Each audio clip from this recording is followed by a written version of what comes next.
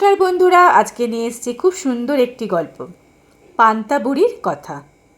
উপেন্দ্রকিশোর রায়চৌধুরী। এক যে ছিল পান্তা বুড়ি। সে পান্তা ভাত খেতে বড্ড ভালোবাসত। এক চোর এসে রোজ পান্তা বুড়ির পান্তা ভাত খেয়ে চলে যায়। তাই বুড়ি লাঠি ভর দিয়ে রাজার কাছে নালিশ করতে চলল। পান্তা বুড়ি পুকুর ধার দিয়ে যাচ্ছিল। একটা শিঙি মাছ তাকে দেখতে পেয়ে বললে, পান্তা বুড়ি, কোথায় যাচ্ছ?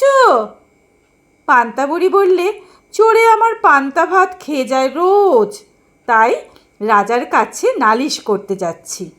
শিঙি মাছ বললে, ফিরে যাবার সময় আমাকে নিয়ে যেও, তোমার ভালো হবে। পান্তা বুড়ি বলল, আচ্ছা। তারপর পান্তা বুড়ি বেলতলা দিয়ে যাচ্ছে। একটা বেল মাটিতে পড়েছিল। সে বললে, পান্তা বুড়ি, কোথায় যাচ্ছ?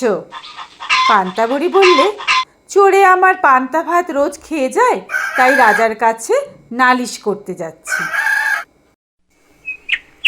বেল বলল, ফিরে যাবার সময় আমাকে নিয়ে যেও, তোমার ভালো হবে। পান্তা বুড়ি বলল, আচ্ছা। তারপর পান্তা বুড়ি পথের ধারে খানিকটা গোবর দেখতে পেলে। গোবর বললে, পান্তা বুড়ি, কোথায় যাচ্ছ? পান্তা বুড়ি বললে, চোরে আমার পান্তা ভাত খেয়ে যায়, তাই রাজার কাছে নালিশ করতে যাচ্ছি। গোবর বললে, ফিরে যাওয়ার সময় আমাকে নিয়ে যেও, তোমার ভালো হবে। পান্তা বুড়ি বললে, আচ্ছা আচ্ছা। তারপর খানিক দূরে গিয়ে পান্তা বুড়ি দেখলে পথের ধারে একখানা খুর পড়ে রয়েছে। খুর বললে, পান্তা বুড়ি, কোথায় যাচ্ছ? পান্তা বুড়ি বললে, চোরে আমার পান্তা ভাত খেয়ে যায়, তাই রাজার কাছে নালিশ করতে যাচ্ছি। খুর বললে, ফিরে যাবার সময় আমাকেও সঙ্গে নিও, তোমার ভালো হবে। পান্তা বুড়ি খুরের কথা শুনে বলল, আচ্ছা আচ্ছা। তারপর পান্তা বুড়ি রাজার বাড়ি গিয়ে দেখলে রাজামশাই বাড়ি নেই, কাজেই সে আর নালিশ করতে পেল না। বাড়ি ফেরবার সময় তার খুর, গোবর, বেল আর শিঙি মাছের কথা মনে হলো। সে তাদের সকলকে তার থলেই করে নিয়ে এলো।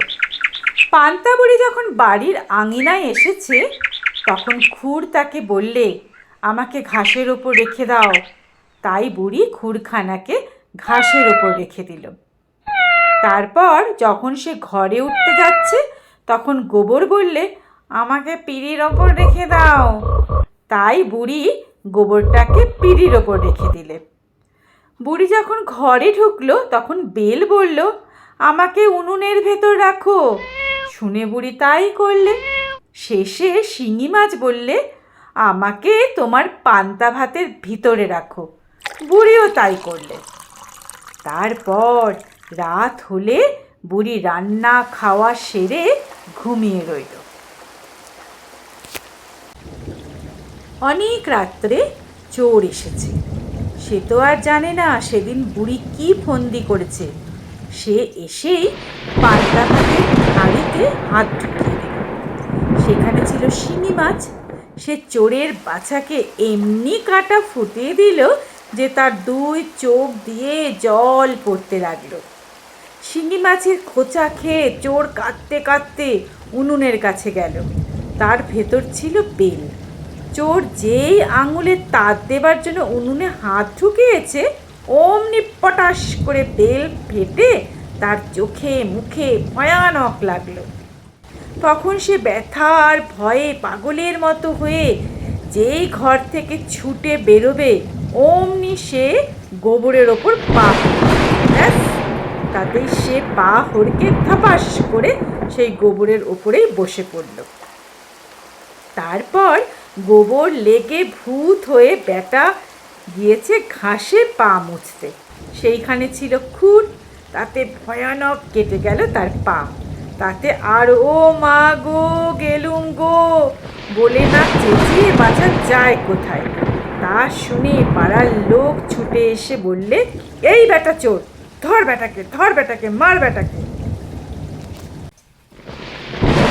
তার পর চোরের চেঁচামেচি শুনে পাড়ার লোকরা এসে চোরের কান ছিঁড়ে ফেলল। তারপরে হলো চোরের আসল সাজা।